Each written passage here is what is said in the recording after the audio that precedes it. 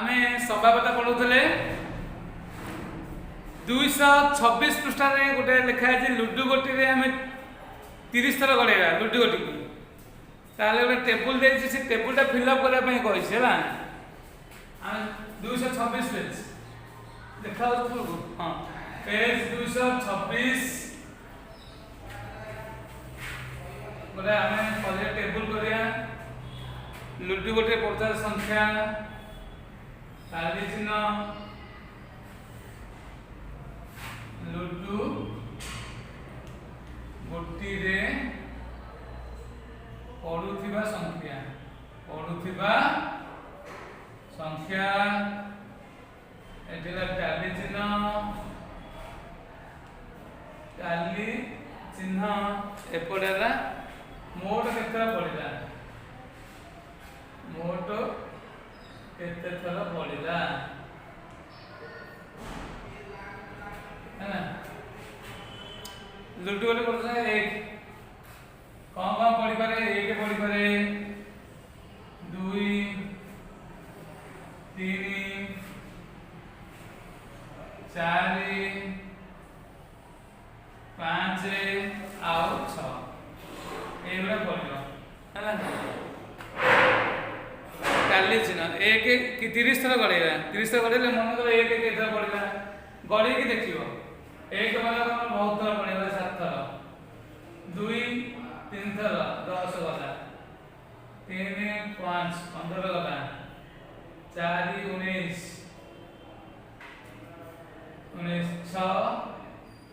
25 5 30 है ना एति के थरा पड़िस काली चिन्ह के करे 7 टा 3 टा करे 3 टा गाला 4 टा 1 2 3 4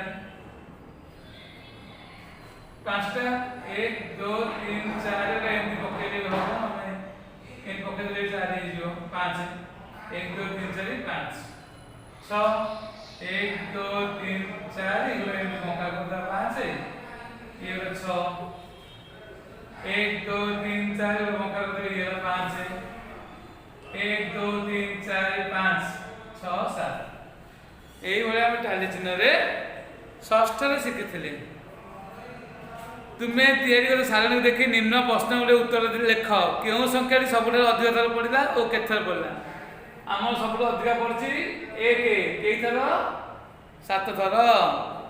केउ संख्या सबुठ कम पड़िला और केते पड़िला सबुठ कम पड़छि 2 3 थर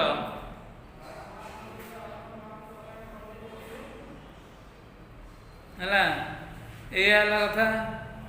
आमे लुडु गोटी को थरे गड़ेले आमे 1 2 3 4 5 किंबा 6 पाइबा अर्थात एठारे मोट संभाव्य फल संख्या हला 6 आउ जहाँ भी हेले गोटे संख्या पड़िया संभावना होची 1/6 से बली हमर 11.1 को आसीबा 11.1 कौन कहूची तुमको एक्चुअली देले 11.1 11.2 मिले जाओ तुम कौन से बोल से कहूची 40 थर गड़िया पे कहिस एडी 30 थर अछि 40 थर आ 2 3 बड़े दबा हां 3 टा कर दबा 5 7 कर दबा 9 5 कर दबा 7 4 कर दबा 6 कर दबा 8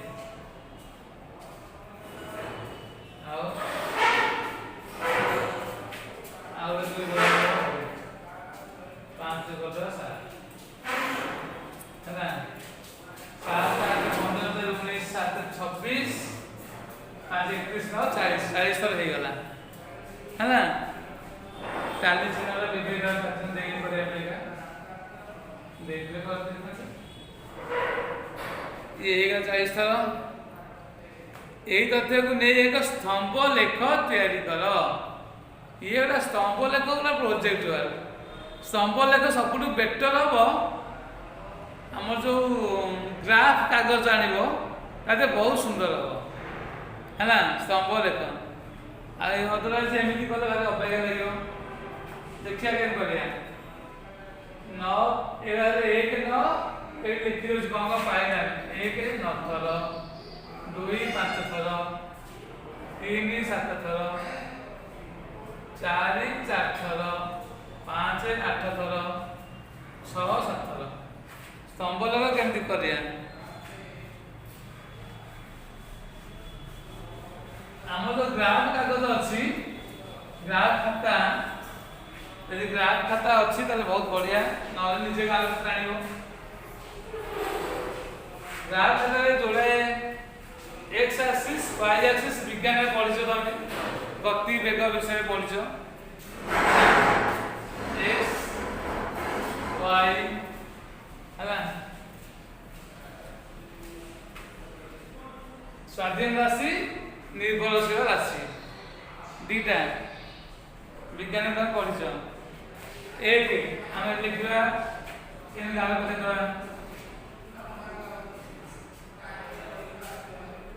एक 2 3 4 5 6 एटी वाला पढ़ो 1 2 3 4 5 6 7 8 9 10 इनसे वाला पढ़ो तो एक केटा अछि 9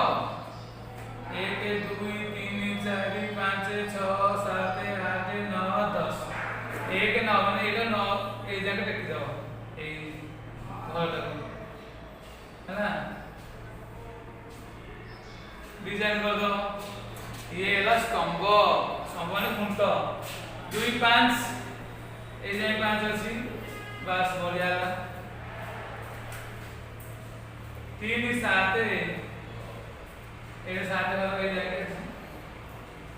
3 4 4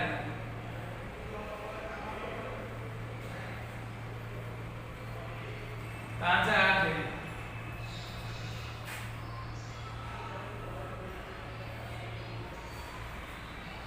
6 7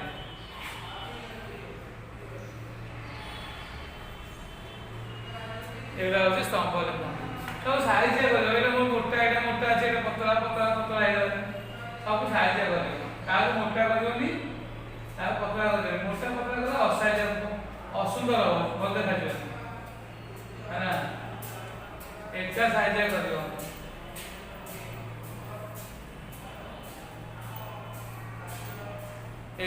भल फिनिशिंग देखा हाँ बढ़िया सुंदर देखा এইটা হলো স্তম্ভ লেখ এটা হলো তিনটা হলো পতলা লেখ এইগুলো না এত মোটা কথা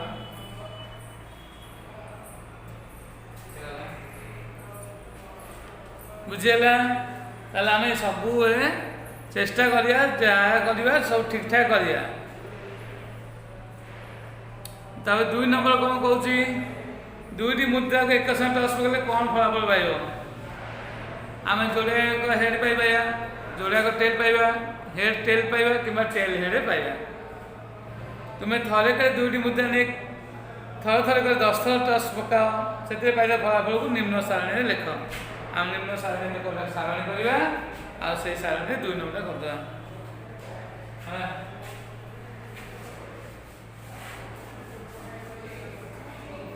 तुम्हें कौन सारणी तुम सांग सांग कत सारणी मिसा समान है कि केबे समान हबन है समान हो परिबो नहीं समान हबार संभावना बहुत कम यही पारे बहुत कम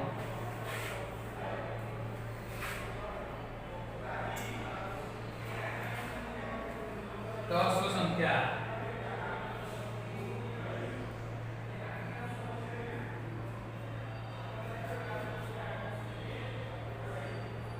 संख्या